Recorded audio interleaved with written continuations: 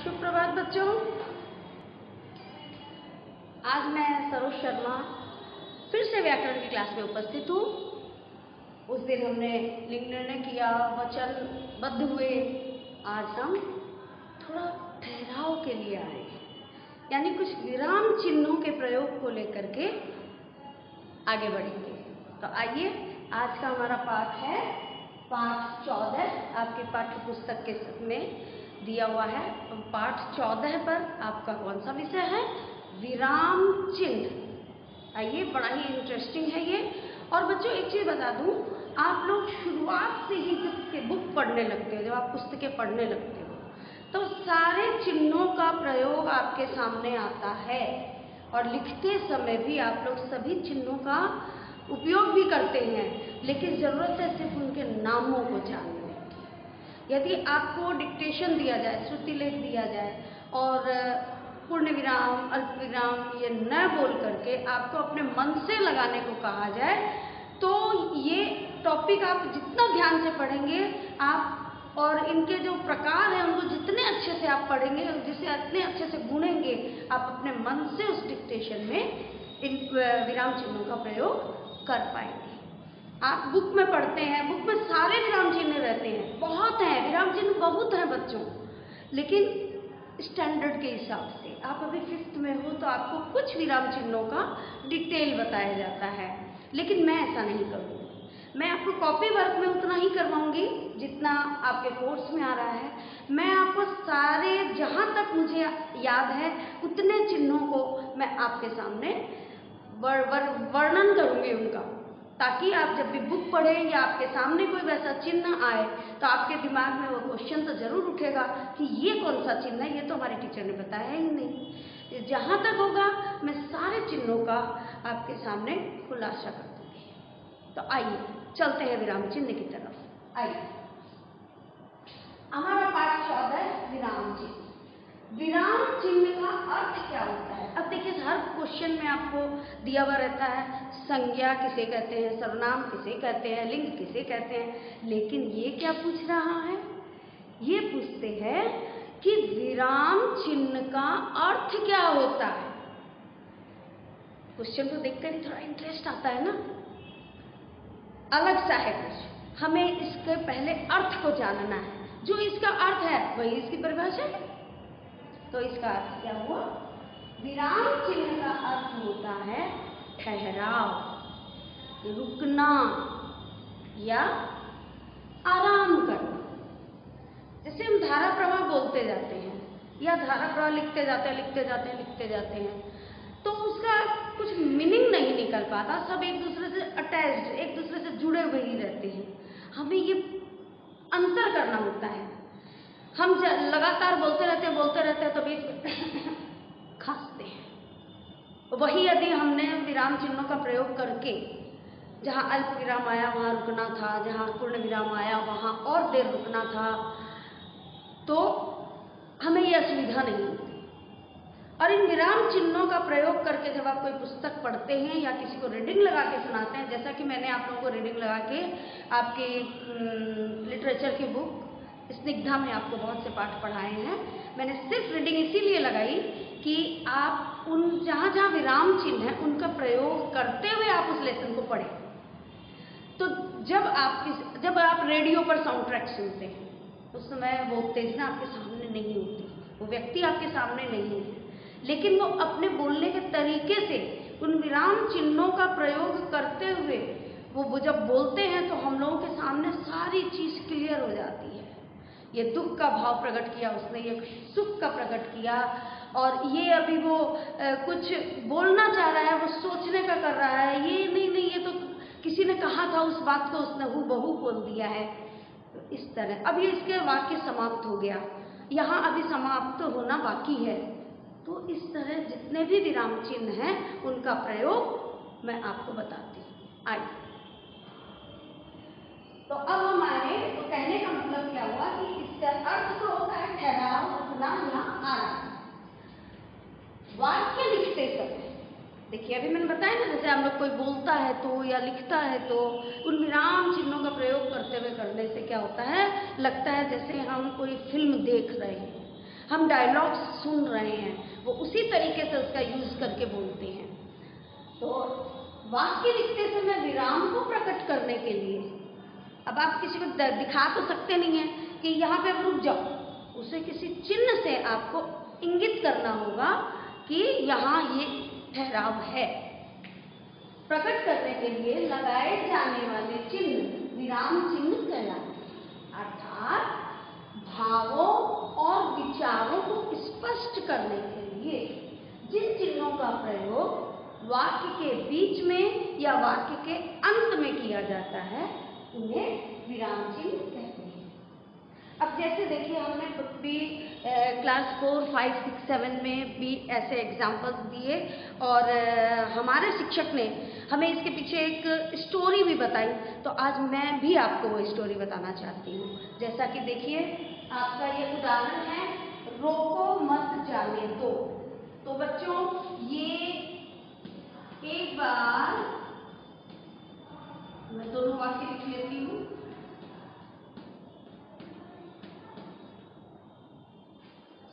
अब ये क्या था कि एक बार एक असामाजिक तत्व जिसे जेल की सजा हो गई, उसे जेल में रहना पड़ा, लेकिन वो दिमाग का बहुत तेज था, किसी कारणवश वो फंस गया था।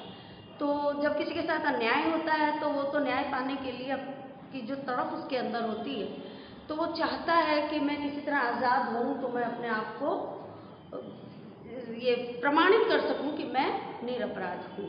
तो उसके अंदर भी वो तड़प थी, उस मुजरिम में भी। कह रहे हमें मुजरिम नहीं कहना चाहिए, क्योंकि हम जानते हैं कि वो निरपराध था, उसे फंसा दिया गया था। अब बहुत बार बच्चों ऐसा होता है कि जो कुछ हम देखते हैं वो सच नहीं होता, वो वही क्योंकि वो वही दिखाया जाता है जो लोग चाहते हैं। इसी तरह से लोग किसी को फंसा देते हैं। तो जब वो जेल गया तो उसने सोचा, उसने बहुत सी अर्जियां डाली कि मुझे छोड़ दिया जाए, जज लोगों से सबसे प्रार्थना की, सब किया। फिर उसकी कोर्ट में सुनवाई हुई और उसे लिख करके भेज दिया गया कि हाँ ठीक है, आप बहुत से गवाह मिले, उसके पास कुछ नहीं हो सका, जो भी था उसके पास जज ने लिख करके दिया, रोको मत जाने दो। ये वाक्य उसने लिखा और ये कागज लेकर के जो चपरासी थे वो गए और उन्होंने कहा कि देखिए, आपने जो अर्जी की थी आपको नहीं मिली है, आपके लिए तो ये स्लिप आया है, देखिए। तो जो जेल में कैदी था उसने इसको पढ़ा, इसने लिखा था रोको मत जाने दो। सबने कहा है नहीं जाएगा, इसको रोकना है, नहीं जाएगा, नहीं जाएगा। बेचारा उदास हो गया, परेशान हो गया, सोचा कि मेरी अर्जी भी नहीं, अब मुझे क्या करना चाहिए, मुझे अपने दिमाग का इस्तेमाल करना चाहिए। वो पढ़ा लिखा था, समझदार था। उसने देखा कि इस वाक्य का तो 2-3 अर्थ निकल सकते हैं, क्यों ना मैं इसे अपने लिए जो उपयुक्त है वैसा बना लूं। उसने क्या किया? अब जज की गलती क्या थी कि उसने कहीं भी विराम चिन्ह का प्रयोग नहीं किया था। अब देखिए, विराम चिन्ह कितना इंपॉर्टेंट होता है। विराम चिन्ह का प्रयोग न करने से अर्थ का अनर्थ हो जाता है। और उस मुजरिम ने क्या किया, उसने कैदी ने क्या किया कि सोचा मैं क्या करूं इसमें, तो उसने पहले विराम चिन्ह यहाँ लगाया, रोको मत जाने दो। अब देखिए, सेंटेंस का मतलब बदल गया। इस सेंटेंस में रोको के बाद कॉमा दी हुई है, तो क्या हुआ, रोको, अब विराम हो गया, हमने रोक दिया। अब इंस्ट्रक्शन दिया गया मत जाने, लेकिन इसने क्या किया, यहाँ कॉमा नहीं थी तो उसको इसने मत के बाद लगा। अब देखिए, इसका अर्थ बदल गया, रोको मत यानी निषेधात्मक खत्म, रोको मत। उन्होंने कह दिया इसको नहीं रोकना है, जाने दो, इजाजत नहीं करें। तो वो स्लिप लेकर के जब वो उनके पास गया तो जो गेटकीपर था उसने देखा कि वो जज साहब का साइन है और लिखा हुआ है रोको मत जाने दो, तो मुझे क्यों रोकना है इसे, और वो उसे जाने दिया। अब देखिए, यदि हम शुद्ध पढ़ना सीख जाए तो हम कितनी बड़ी बड़ी मुसीबतों से भी बच जाते हैं। ये तो हुई एक बात। अब क्या होता है कि हाँ, अब विराम चिन्ह तो बच्चों बहुत सारे होते हैं। जैसा कि मैं यदि काउंट करूं तो 20 तरह के तो होते होंगे और भी होते होंगे। हिंदी भाषा विज्ञान में बच्चों जितना डूबोगे उतने मोती निकलेंगे। ये ऐसा समुद्र है, ऐसा क्षीर सागर है कि इसके अंदर तुम जितने गोते लगाओगे तुम्हें रत्न ही रत्न मिलते चले जाएंगे।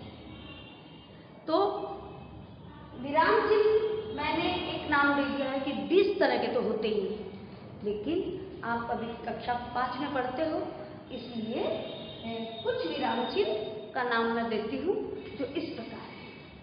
जैसे पूर्ण विराम, अल्प विराम, प्रश्न चिन्ह, उद्धरण चिन्ह, विस्मयादिबोधक चिन्ह, योजक चिन्ह। अब आप जब पढ़ते हैं तो आप देखते हैं कि यदि ये क्लास 4 में, 3 में, 2 में नहीं पढ़ाया जाता है तो जब सेंटेंस खत्म हो जाता है तो खड़ी पाई पूर्ण विराम तो लगता ही है। आप तो बचपन से पढ़ते आ रहे हो, सिर्फ आपको नाम का नहीं मालूम। आप कह देते हो पाई डालनी है और बीच में आपको कॉमा भी मिलती है, आप उसे इंग्लिश का ही वर्ड यूज करके बोल देते हो कॉमा, जबकि होता है अर्धविराम, है ना। तो मैं सबका डिटेल आपको बताती हूँ। अब जैसे ये पूर्ण विराम, तो पूर्ण विराम में क्या होता है कि जब वाक्य खत्म हो जाता है, यानी वाक्य की समाप्ति पर दिया जाने वाला चिन्ह पूर्ण विराम कहलाता है। वाक्य की समाप्ति पर दिया जाने वाला चिन्ह जो लगता है वो होता है पूर्ण विराम। ये खड़ी पाई। अब आता है अल्प विराम। अल्प विराम, अल्प विराम क्या होता है, जिसे आप इंग्लिश में कॉमा कहते हैं। अल्प विराम, अल्प माने थोड़ा, विराम माने आराम। ये आपने पहले ही पढ़ा, यानी थोड़ा आराम, यानी थोड़ा सा ठहराव। जैसा कि अभी आपने इसमें देखा था, रोको, अल्प विराम हुआ, मत जाने दो, और एक साथ बोलते तो रोको मत जाने दो या रोको मत जाने दो। कहाँ ठहराव की जरूरत है वहां इसका प्रयोग किया जाता है। जैसे हम बहुत सारे शब्द लिखते हैं, जैसे टेबल, कुर्सी, कलम, पुस्तक, बहुत सारे नाम जब लिखते हैं तो हम लोग इस कॉमा का विराम चिन्ह, जैसे हमने लिखा कुर्सी, तो क्या करते हैं, कॉमा लगा देते हैं। और बेटा कॉमा भी इधर उधर नहीं लगती है, जो पहला वर्ड आप लिखते हैं उसके बिल्कुल नजदीक में लगती है, और उसके बाद जब दूसरा शब्द जब लिखते हैं वो थोड़ी गैपिंग पे लिखा जाता है, थोड़ी दूरी पे। जैसे कुर्सी, टेबल, टेबल। अब हम लोग क्या करते हैं, ऐसे दे देते हैं कॉमा। ये सही तरीका नहीं है, आप बुक्स में भी देख सकते हैं। तो ये जो लगता है ये इस वर्ड के पास लगता है, उसके बाद थोड़ा एक अंगुल की दूरी पर दूसरा शब्द लिखा जाता है। जब हम बहुत सारे शब्द लिखते हैं तब हम लोग अर्धविराम, अल्प विराम का प्रयोग करते हैं। अब आता है प्रश्नवाचक। क्या है हमारा, प्रश्न चिन्ह। प्रश्न चिन्ह तो आप देख के ही समझ जाते हैं, जब उसके आगे ये चिन्ह लगा होता है यानी वो प्रश्न कर रहा है। और अब प्रश्नवाचक वाक्य के अंत में ही लगता है, लेकिन जहां पर क्या, क्यों, कैसे, किसने जैसे शब्दों का प्रयोग रहता है, प्रश्नवाचक शब्दों का प्रयोग रहता है, तब इसके अंत में पूर्ण विराम न लग करके प्रश्न चिन्ह लगाया जाता है। अब आपका आता है उद्धरण चिन्ह। उद्धरण चिन्ह में को अवतरण चिन्ह भी कहते हैं। उद्धरण चिन्ह को अवतरण चिन्ह भी कहते हैं। अब इसका क्या मतलब होता है, ये जो रहते हैं ये, जिसे इन्वर्टेड कॉमा कहते हैं। तो बच्चों इसको लगाने का भी तरीका होता है। ज्यादातर हमने देखा है कि लोग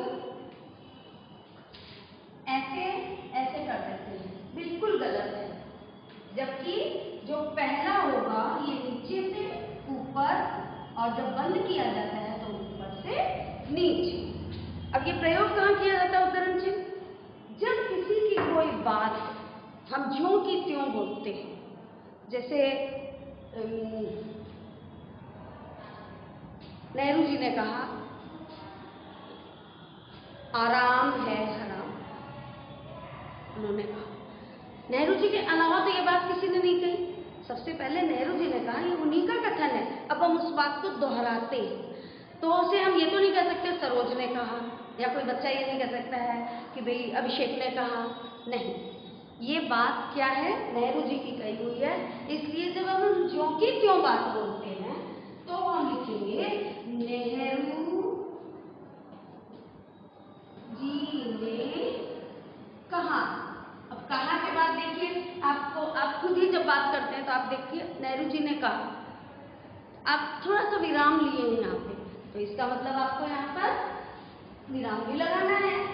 अब है कि क्या कहा, तो ये देखिए क्यों लगा करके, आराम है हराम, ये नेहरू जी का नारा था।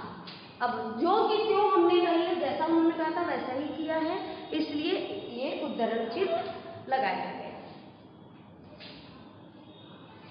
अब आता है, अब इसके अंदर भी एक चीज और होती है बच्चों, बहुत बार आप देखोगे कि ये एक कॉमा लगा हुआ रहता है। यहाँ जैसे डबल उद्धरण चिन्ह था, वहां वो एक भी होता है। तो अब एक का प्रयोग कहाँ किया जाता है,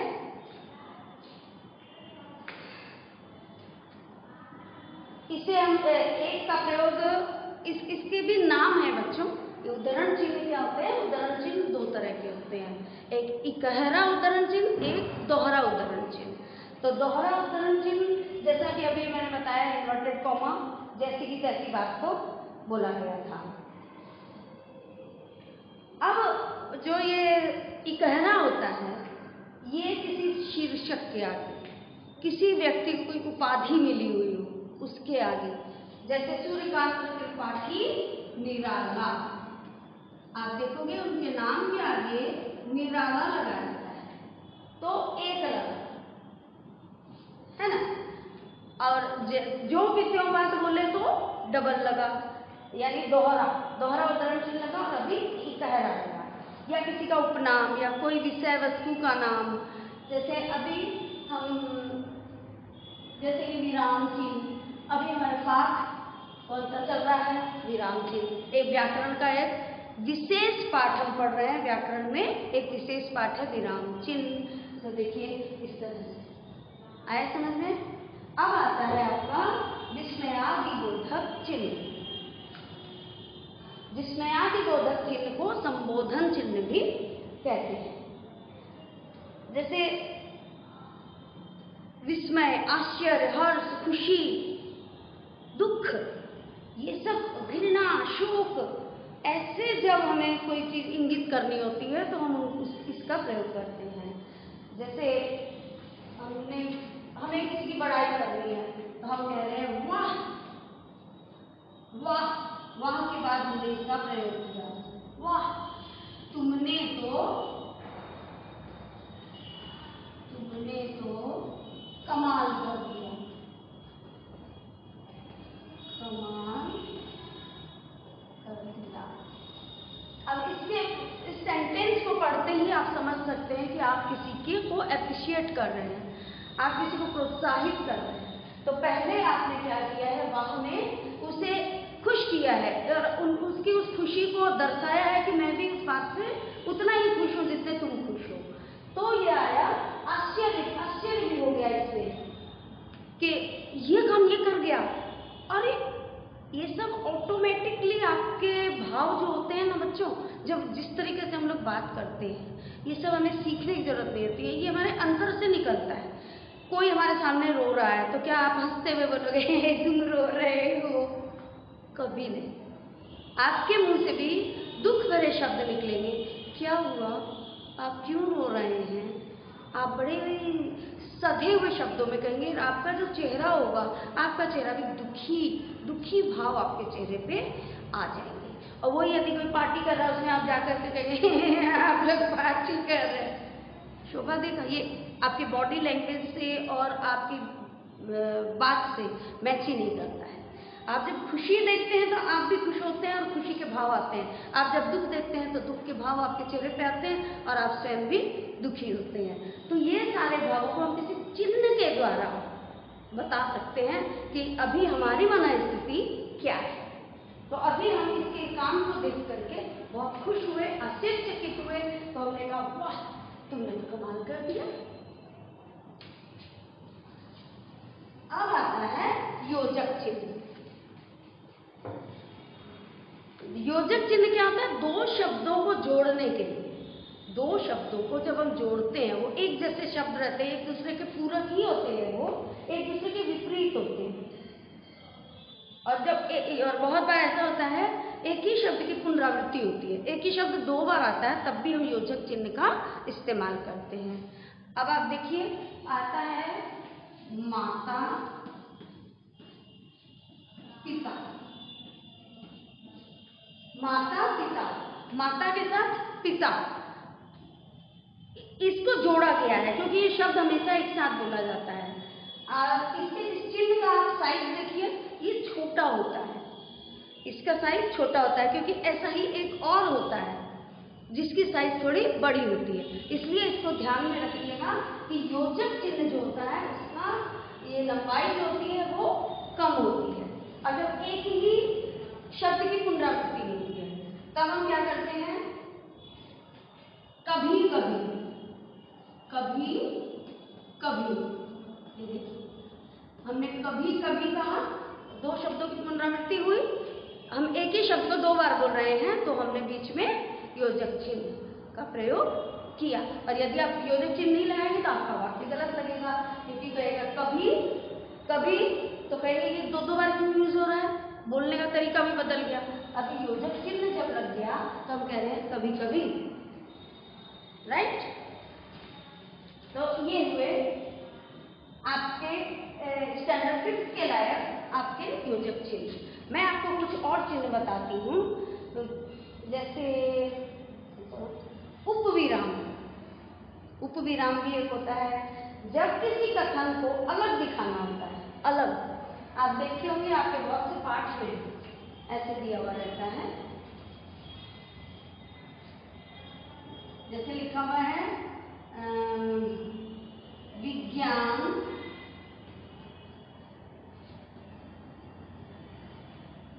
वरदान है या अभिशाप। ठीक है, तो अब ये जो चिन्ह है, ये चिन्ह क्या है? उपविराम है। इसमें पूछा जाता है कि विज्ञान तो है, विज्ञान बहुत बड़ी चीज है, लेकिन इसका निष्कर्ष निकालो कि ये वरदान है कि अभिशाप है। तो ये हुआ आपकी, ये भी देखिए अब एक विराम चिन्ह। अब एक और बात है बच्चों, आप जो कुछ भी लिखते हो उसके ऊपर ये जो लाइनें देते हैं, बहुत से बच्चे इसे लाइन नहीं देते, इसे कहते हैं शिरोरेखा। और हिंदी में जब तक शिरोरेखा नहीं लगती तब तक वो शब्द मेरी नजरों में तो सही नहीं हो सकता। इसलिए आप हमेशा अपने शब्द पर वाक्य बनाएं या सिर्फ शब्द लिखें, शिरोरेखा का प्रयोग जरूर कीजिएगा। अब होता है विवरण चिन्ह। अब देखिए आप रोज उसका प्रयोग करते हैं, विवरण चिन्ह का। वो क्या है? विवरण चिन्ह जैसे आप लिख देते हैं जैसे, और उसके बाद ये लिख देते हैं जैसे, यानी अब इसके आगे आपको कुछ लिखना है जैसे के बाद, यानी विवरण करना है। और भी कोई चीज रहती है इसके आगे, जब किसी का वृत्तांत लिखना हो, किसी को बढ़ा चढ़ा के और बताना हो, तब इसका प्रयोग किया जाता है। कोई निर्देश दिया देना हो, जैसे आप बोलते हैं भाषा के दो रूप है, तब आप यही इसी विवरण चिन्ह का प्रयोग करके तब लिखते हैं, पहला मौखिक, दूसरा लिखित। अब आता है कोष्ठक चिन्ह। इसमें आप देखिए, ये देखिए, इसे कहते हैं कोष्ठक चिन्ह। ये जो है, ये जब हम किसी बात को, कोई मीनिंग है, कोई वर्ड मीनिंग है, उसका अलग भी अर्थ निकलता है, तो हम उसे कोष्ठ में लिख देते हैं, यानी इसके दो मीनिंग होते हैं।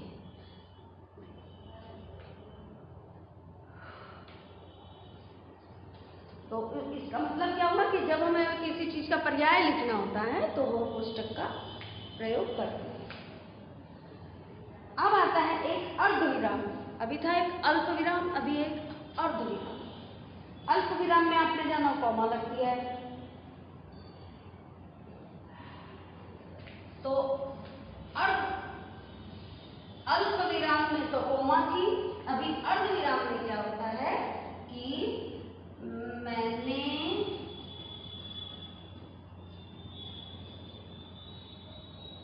बहुत समझाया। अब यहाँ पे क्या है, एक बात पूरी हो गई, मैंने बहुत समझाया, तो ये ठीक है, मैंने बहुत समझाया। तो ये बात अभी हमारी पूरी नहीं हुई, हम रुके हैं यहाँ पे, इसको क्या कहते हैं, अर्धविराम। मगर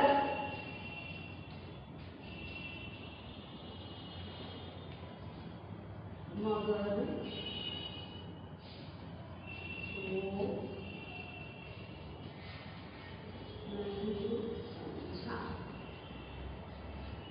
मैंने बहुत समझाया। आप देखिए बात भी करोगे तो आप एक करोगे, हम तो बहुत समझाए, फिर देखिए आप एक रुकेंगे, मगर वो नहीं माने, ये हुआ अर्धविराम, आधा, थोड़ी देर तक हम रुके थे यहाँ पर।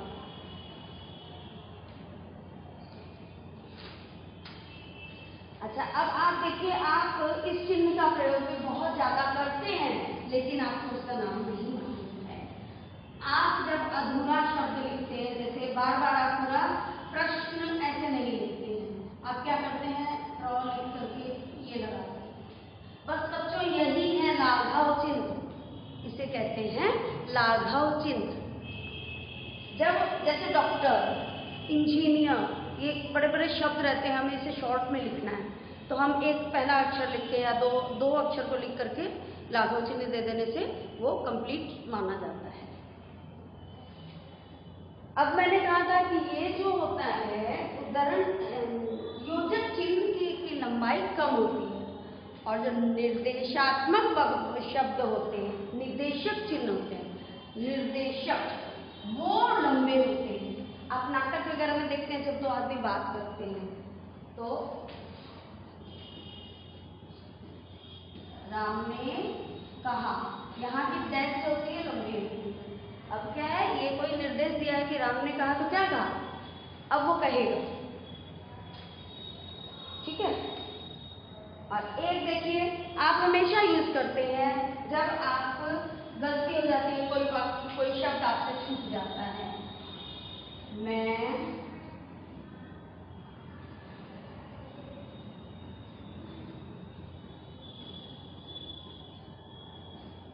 रहा हूं, जब आपने वापस से अपना सेंटेंस बनाया तो आपने क्या रहा, मैं जा रहा हूं, जा तो मैंने लिखा ही नहीं। तो ये होता है, ये जो हम करते हैं, ये त्रुटि पद, इसके दो तीन नाम होते हैं, त्रुटि पद, काक पद या फिर हंस पद, इसे कहा जाता है। हम इस त्रुटि पद का उपयोग करके लिख देते हैं, मैं जा रहा हूँ, और ये वाक्य आपका सही हो जाता है। अब देखिए, आप सब चीज आप यूज करते हैं, आपको इनके नाम नहीं मालूम है। और जब हम कोई पुनरावृत्ति करते हैं, एक ही बात बार बार आती है, जैसे आपने लिखा कि आपकी क्लास की रूटीन है, फर्स्ट पीरियड हिंदी मंडे को है, अब ट्यूसडे को भी हिंदी है, तो आप क्या करोगे, ऐसे कर देते हो। हम इस तरह से एक ही शब्द को बार बार नए लिख करके इस चिन्ह को लगा देते हैं। कोई नाम तौल का ब्यौरा होता है, जैसे लिखे 1 kg चना, और दूसरा भी चीज वैसे ही है, मूंग दाल 1 kg, तो हम लोग क्या करते हैं, उसके मूंग दाल लिख के फिर इसी चिन्ह का प्रयोग करते हैं। इसका नाम होता है पुनरुक्तिवाचक चिन्ह। तो बच्चों, ऐसे तो बहुत सारे चिन्ह हैं, कभी आप लोगों को बताऊंगी, अभी काफी मैंने आप लोगों को बता दिया है, तो आशा है आपको समझ में भी आ गया होगा। और हाँ, मैं वर्कशीट में इनके अलावा कुछ एक्स्ट्रा भी डालूंगी, ये देखने के लिए कि मेरे समझाए हुए को आपने समझा या नहीं। मैं वैसे प्रश्न भी उसमें आपसे पूछूंगी, तो आप वीडियो को बहुत अच्छे से देखिएगा, मनन कीजिएगा, और सुन करके आप चाहें तो इसे नोट भी कर सकते हैं। तो बच्चों, धन्यवाद, खुश रहो, और इस चैप्टर के साथ आगे बढ़ते रहो। विराम चिन्ह का प्रयोग कहाँ किया जाता है, क्यों किया जाता है, इस चीज़ को हमेशा दिमाग में रखो, तो आपसे गलतियाँ नहीं होंगी और आप हिंदी में बहुत अच्छे मार्क्स लाओगे। सिर्फ मार्क्स ही नहीं बच्चों, आप जब बातचीत करोगे तो आपकी पर्सनैलिटी में एक अलग ही रुतबा नजर आएगा। बोलने में, चलने में, हर चीज़ में आपका एक कोई सानी नहीं होगा। जब आप बोलेंगे लोग खुद आपकी तारीफ करेंगे, कहेंगे कि कितना सुंदर बोलता है, कितना सही बोलता है। तो ऐसा बनने के लिए आपको व्याकरण की गहराई में जाना होगा और वहाँ से मानसरोवर में से मोतियों को निकाल कर लाना होगा। तो बच्चों चलिए इसी तरह हम और भी मोती खोजेंगे। फिलहाल के लिए मैं चलती हूँ। धन्यवाद।